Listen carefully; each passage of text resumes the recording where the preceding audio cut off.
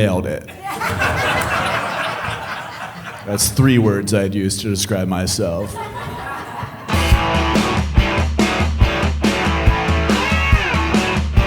It's the very funny Karl Spaeth! Yeah, all right. Clocking in for work, all right.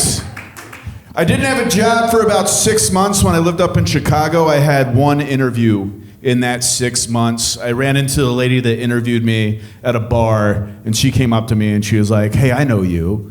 I was like, "Hey, I know you too. Did I get that job?" And she was like, "No, but do you want to get dinner sometime?" And I was like, "Sure, can you pay? I just found out that I don't have a job." I hate job interviews. Every interview you go on, they ask you a question like, "What's one word you would use to describe yourself in the workplace?" Like, I don't know, tired? It's hungover, 1 or 2 words. What do you want to hear here? When I'm not doing stand-up, I bartend at a restaurant. I got a bad Yelp review. They said I was bored, grumpy, and disinterested. And I was like, nailed it. That's 3 words I'd use to describe myself.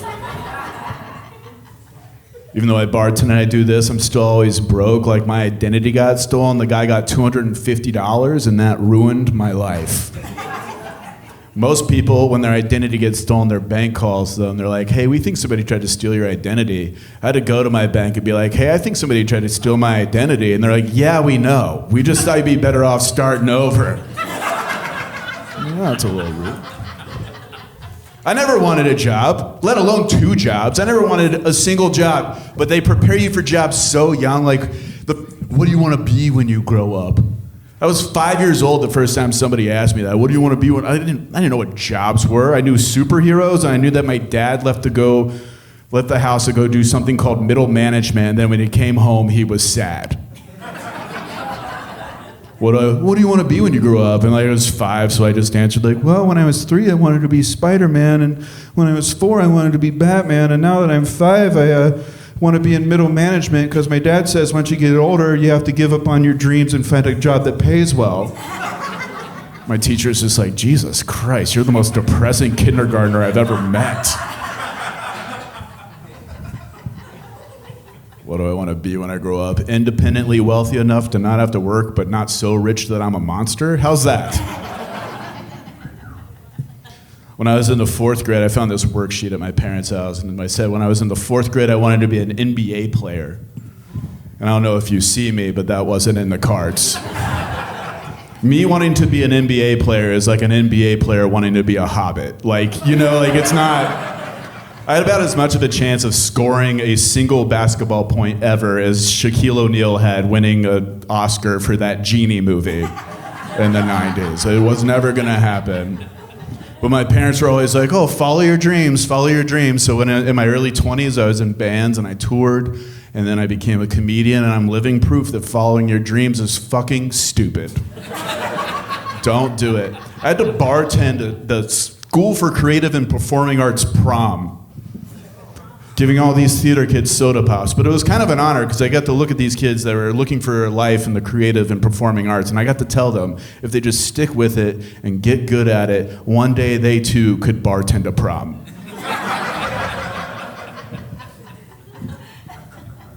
My favorite job was at a bookstore, Borders Books and Music. You guys remember that? Some of you are probably old enough to remember. I love books. I love being in bookstores. The thing is, nobody really prepared me for how many masturbators I was gonna have to kick out of a bookstore. Like, I thought I loved books, but these guys love books. The smell of ink on paper makes these dudes fucking horny. Like, quarterly, I'd have to show security footage of just doughy, egg-shaped men masturbating to coffee table books of nude paintings. And it reminded me of when I went to the zoo and I saw a bonobo finger another bonobo. Where it's like, sure, they have human eyes, but that's animal behavior. And that was my favorite job. My favorite job was the one where I had to run outside to get the license plate number of a guy that just smushed his limp penis against a window while 2 ladies were drinking tea. And I don't care how pretty a penis might be. Its best angle is not mashed into glass. That's like looking at an anteater with its face pressed against a Xerox machine. We also had a butt tickler. We had a guy that would come in, tickle a butt, run out giggling. And we never caught that guy. That guy's still out there somewhere in the Cincinnati area. There's still a butt tickler loose. For 20 years now, this butt tickler has been out there. And they say, to this day, if you open a book that you bought at that Borders, you can still hear him giggling. I know this is a comedy show, but that just sent a shiver up my spine.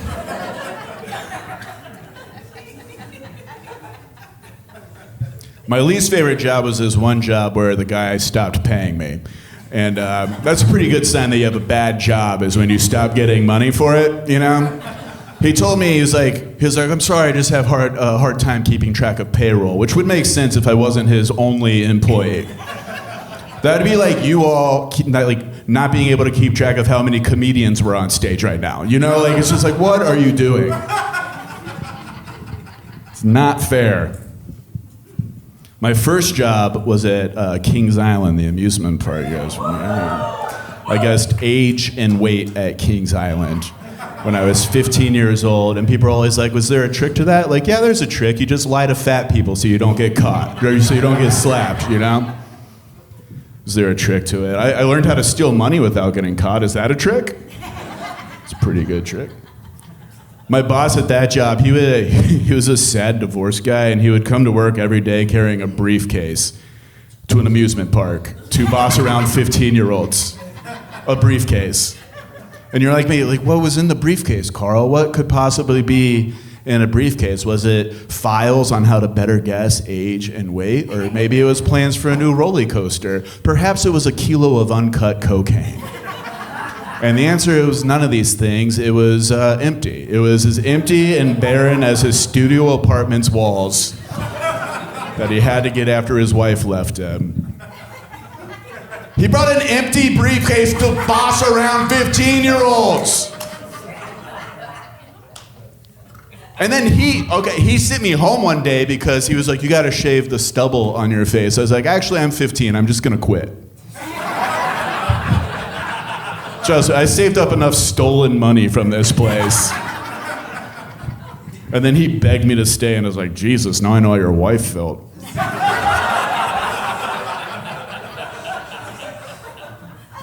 I told my friend that was my first job, and he was like, you guessed Asian weight at Kings Island? And I was like, no, I guessed everybody's weight.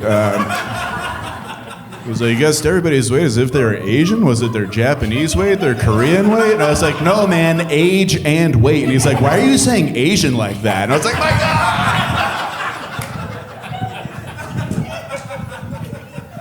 People are dumb, though. People are dumb. Like, at the restaurant I work at, somebody asked me what a yam was. She was like, what's a yam? And I was like, oh, it's like a sweet potato. And she was like, oh, so like yams. Are you fucking with me right now? A yam is one yams. What do you think the S means at the end of the word? Do you go to grocery stores looking for bananas, see a sign that says banana, and you're just like, well, I guess they're out, I don't know what any of this stuff is. It's fine though, I have a money-making plan. I'm starting a new company, it's called HYMNS. It's HYMNS. We're gonna sell boner pills to impotent Christians. And our slogan is harder, pastor, stronger. Pretty good? I've been Karl Spaeth, thanks a lot.